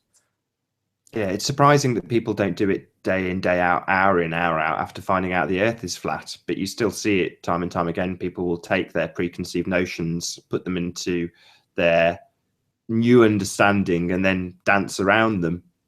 Well, it's like there are kind of two versions or two avenues for the flat Earth. There are the people who've always thought there's something not right with the world, there's something suspicious, who've always had an inkling, a sense, an intuition that things aren't quite how we're told. There's something behind the scenes, the Wizard of Oz kind of worldview. I don't know if I trust what I'm being told by this politician or this organization. There are people who've had that sense of the world, and that's until the point that they come across the freaking flat Earth and go, aha, okay, this is the foundation for the whole thing. This is what they've been hiding, and this is why they've been hiding it. So that they're hiding other things, sure, but this is a fundamental thing. All of those things, the transhumanism, the culling of the population, whatever it is else that they're hiding, this destroys those things. It stabilizes those things. And there's the people who arrive at the realization of the flat Earth because they've had a deep held suspicion from the beginning, which psychologists would say is a disorder. And then there are people who arrive at the flat Earth because it confirms their religious education. Simply that their religious education might involve a bit of pedophilia, a bit of misappropriation of funds, various different nefarious qualities that can be disregarded because what being taught correlates to the flat Earth. And I'm thinking these guys need to re-examine everything that they believe and find that the reflections of the flat Earth in the Bible, in the Quran, in any religious text is a reflection of the real world. Lots of other things are put on that for gain, for personal gain, for hierarchical structures, for all kinds of systems, like the horrible mislike of people who are gay. Okay, if somebody's gay, I don't think they've thought, I could, okay, so a guy, I could be attracted to women, or I could be attracted to guys. I think I'll go for guys, you know. And bisexual people, I'm attracted to women, but I'm also attracted to guys. For us to think, no, you don't have a right to do that, and to think they're doing that because they've been programmed to, or because it's part of the system that's going to bring down society altogether. People have all kinds of bent of mind. The only thing we have to really look out for is the passing on of suffering. And to think we're going to stop this gay person from causing suffering down the line by causing suffering to this gay person, you have just fucked up, and you have done the looking into the abyss that Nietzsche described. When looking into the abyss, be careful, because the abyss is looking into you. You know? Yeah, that's pretty profound. Yeah, when you gaze into the abyss, you must... when gazing into the abyss, know that the abyss is gazing also into you. For when you make war with monsters, you should take care not to become a monster. That's the full quote. And it's true, you know, and people excuse it all of the time. I'm being a monster, but I'm justified in being a monster. It's like, no, being a monster is not justified. It's not justifiable. But let's get back to the whole programming and propaganda and deconstruction of the mechanics, the fourth wall mechanics, the structure that we're supposed to be discussing, I think we've kind of veered off quite a lot. Well, not really, in the respect that the way that let's say the Bible as opposed to the church. I mean, I know I've got commenters saying, well, there's loads of different translations, even in English. How do you square that circle? And you can't really divert away from that point. Yes, it's very much true that it's been a construct. My dad did a little play about Tyndale where he went and explained how he took the original text and translated them into English, because the translations that were out there were so added to and so fabricated that you had context on context in a very simple statement. So you'd have I mean, just to keep it juicy, he picked the circumcision of Christ as the story that he focused on. And in the translation, it ends up being something like, it came to the time that the baby had to be circumcised. And that was the statement. But in the stories that were the translations before that, there's a great big song and dance and affair about that. And it links back in, because right at the beginning of the show, we're talking about devil worship. And it's the reflection of that. If we are in school or in church, or however you're introduced into this information or this religious doctrine, you're given the impression of omnipotence through your teachings of God, but you're also left with the idea of the polar opposite being the devil. So when you're exposed to what was the example you gave, the Alex Jones example, Bohemian Grove, when you're given things like that, you then have the same ideas conjured. You know, you have our powers that be worshipping Satan, who is the opposite and equal in terms of power to God, and you have a lot of knowledge behind that in God and in the religious education that we've been given. So it does tie into the way that our lives are presented, especially as there is so much Illuminati and Satan worship style programming in our media. And as we've talked throughout the whole show, this all links back into the overall lie, the overall flatness of our earth. Yes, actually, you've just reminded me with the Bohemian Grove, and when we were discussing how people create, how illusions, fantasy is created into illusion through words and iconography, and eventually this becomes beliefs. If we try to imagine the mindset, not so much of a psychopath, because you know we can only guess at the mindset of a psychopath, and we only have really their word on it, and they could be lying just to get to have a last laugh. But if we think of the mindset of the people who are involved in the world, in the dark world, they will have rationalized their stance, their view of the world. They will have rationalized their existence and their actions. Now they can rationalize them as pleasing to Satan, pleasing to Lucifer, or even necessary as guardians of humanity.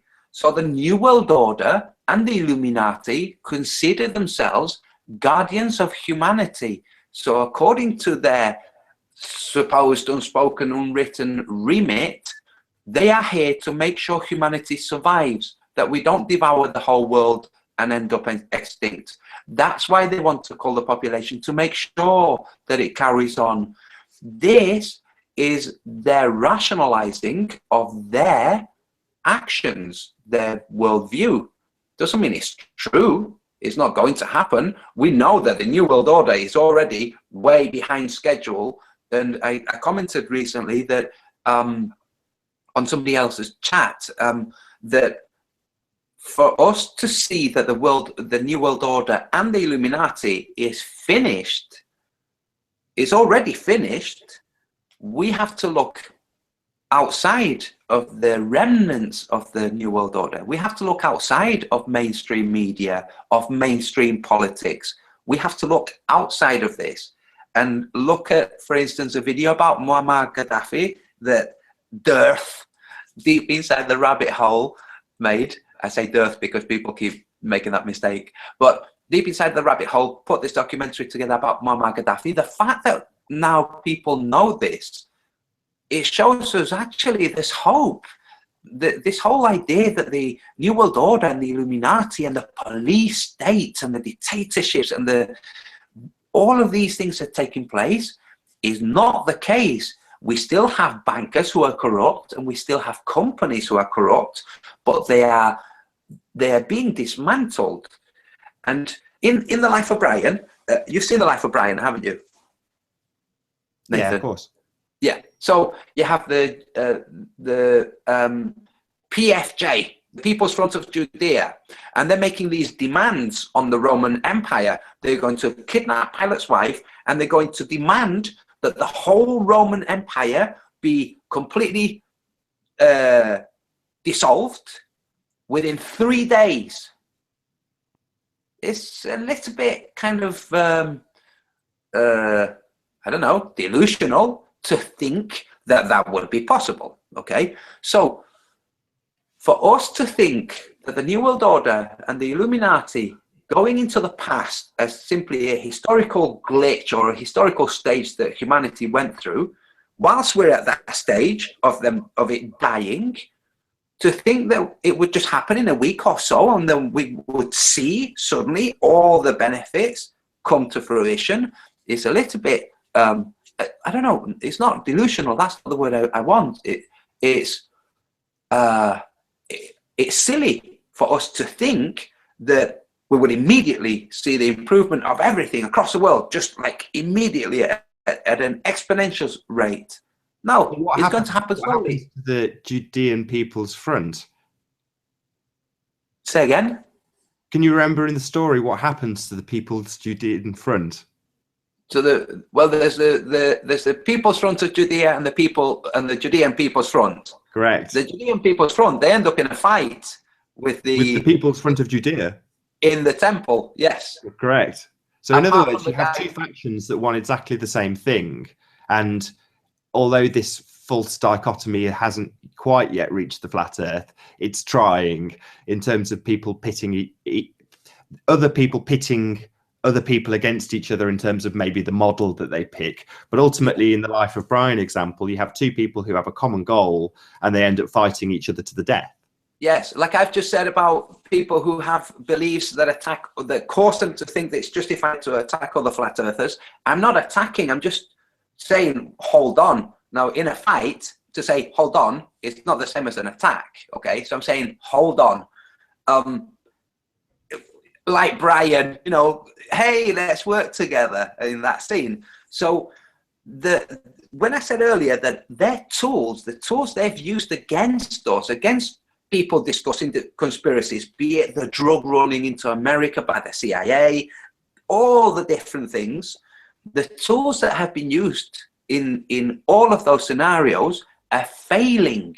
So the ridicule is failing, the divide and conquer is failing, because we ultimately still have the flat earth, and somebody can have the flat earth because of a biblical belief that I completely disagree and reject, but I won't reject them as a human being because I'm a flat earther, and I won't reject the flat earth observations. You know, we rather than seeing only the differences, we see the similarities. So the divide and conquer that they have tried to do with Eric Dubay off on his own over there, with people saying, dude, don't be off on your own over there, you know, contribute, don't ostracize yourself, don't expatriate yourself or try to expatriate everybody. Don't do this. Don't be silly, you know. We're all here for the same reason, and we're all striving for the same thing, which is clearer understanding of the world and clearer understanding of the mechanisms that deluded us so that history doesn't repeat itself. So with the divide and conquer, it's not working. You know, what's happening is really somebody makes a really horrible, spiteful comment, other people might join in, and all of those people end up either ostracizing themselves or eventually coming to realize that, you know, that wasn't very nice, and then having a turnaround in their opinion and realizing some of the stuff that they didn't realize was there, molding their opinion of the world, and eventually coming back as a newer, less polluted psyche. Yes, definitely. I think it's probably about time we wrapped up. We've been on for a good couple of hours now, but just before we do, this was, again, probably one of the last subjects that we'll discuss now, but something we discussed yesterday, which was a globe proof that I struggled to wrap my head around even while I was making the video about it, because it seemed so asinine, so unbelievably contradictory to what we actually observe. And it's an interesting one because a troll or a trolley style videographer made this point using David Weiss, and it was about the direction of the moon's travel. And if you would, can you wrap up the show by telling us a little bit about that, and then I'll say goodbye to the people who've tuned in, and we'll sign out if that's good by you, Antonio. Yes. So some person took an audio clip of David Weiss mentioning that the moon goes around the Earth every 25 hours or so, and he was corrected with the interjection that no, actually it goes around the Earth once in a month, which is the theory. And David Weiss very cleverly took that, which is what this person made, kind of trying to laugh at David Weiss, and put it in his own website to say, this is the kind of attack that we have, which is really futile, because the truth, the reality is, the moon does go around over the Earth once a day. Well, it's just over once a day. It's just a little bit more than 24 hours. It does do that.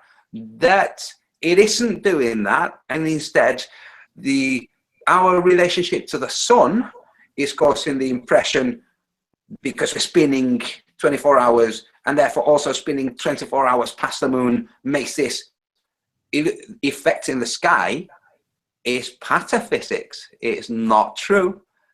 It does the same as the sun makes its journey across the sky. The moon makes its journey across the sky. There's no orbit. There's no differentiation between the truth and the illusion that we have. One illusion being that we spin and the moon makes this long orbit. It's laughable, because when you see that their explanations for the globe have to omit specific things that prove that their explanations are false, like, for instance, that the light from the sun does not hit perpendicular to the illuminated area. They cannot explain this. There is not a way of explaining it, because if there's no atmosphere out there, there can be no refractive curving of light from the sun to the moon. They can't and they haven't concocted some explanation for it, so they just don't mention it. That the first sliver of a new moon, just after the new moon, or the last sliver before the new moon, that those slivers should only ever be possible in the same portion of the sky where the sun is, and therefore day, and therefore impossible at night. All of those things are just not discussed. Instead, we have this remote, removed from the Earth explanation of what's going on. Say, wait, explain it from the Earth. How about you explain it from the Earth? They can't, because they would have the sun here, the sliver of the moon here, the Earth rotating. Well, what about other times we see the sliver of the moon when we're over here looking into nighttime? What about those slivers? So they can't do it. They just omit those pieces. And I just think it's really good the way their model can be used to destroy their model. It's just, well, my example was more specifically about the direction of travel. So if you just literally look up or time lapse the sun and the moon, they're both traveling from east to west, and you can watch them pretty much do the same thing on any given night. Yet in the heliocentric explanation, the moon does the complete opposite. It travels from west to east, and the explanation we're given is that it takes a month to do so, wherein in reality you've only got to look up and see it do it day in, day out, traveling across the sky every single night from east to west. Yes, there's something. Yes, absolutely. There's also something else. And I discussed this, and we're going back to the eavesdropping equipment and the planting of programming and propaganda or advertising. Last night, I looked at the crescent moon, and it was way due north. It was north-northwest. So I get my compass and I check, and it's way north-northwest.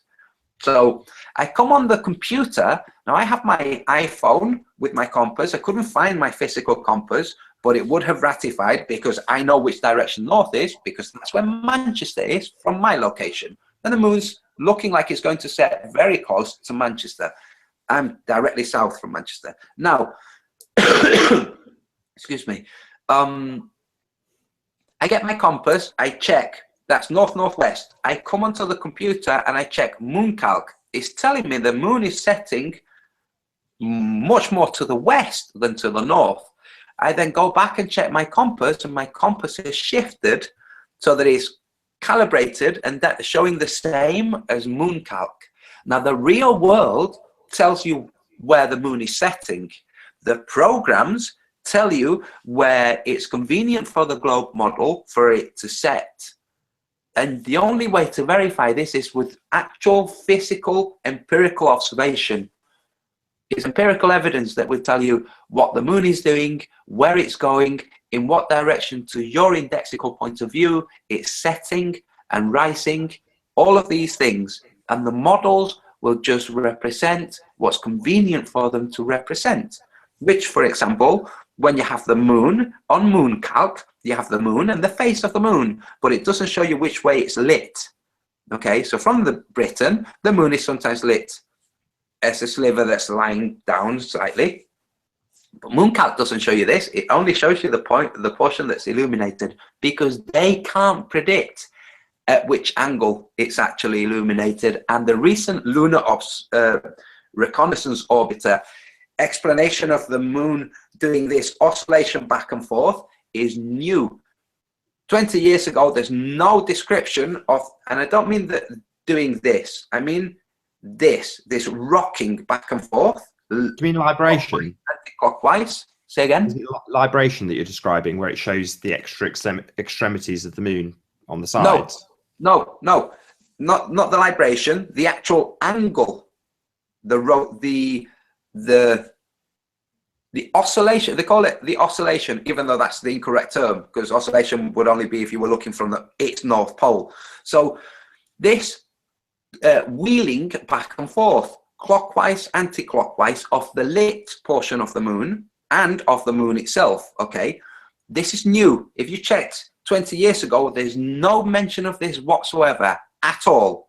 There is no mention in astronomy of this rocking back and forth, because it hadn't been observed, it hadn't been noted. And this is one of the things that globalists object about we flat earthers. We make observations of things that have never been observed before, or noticed, or explained.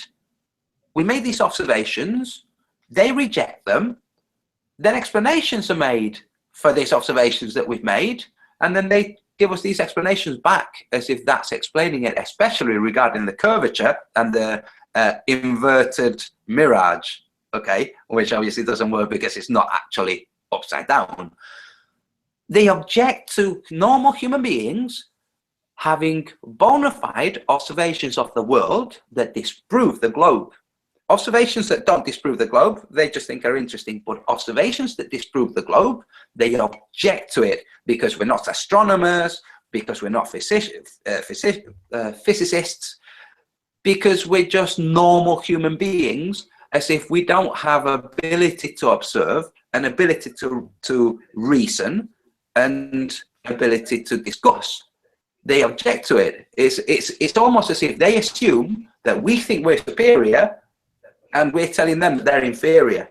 And this is not the case. What's usually the case is the opposite. They see themselves superior. We make an observation that they think, wow, how come I didn't have an observation like that? And they reject and they react. Yeah, I get those moments all the time.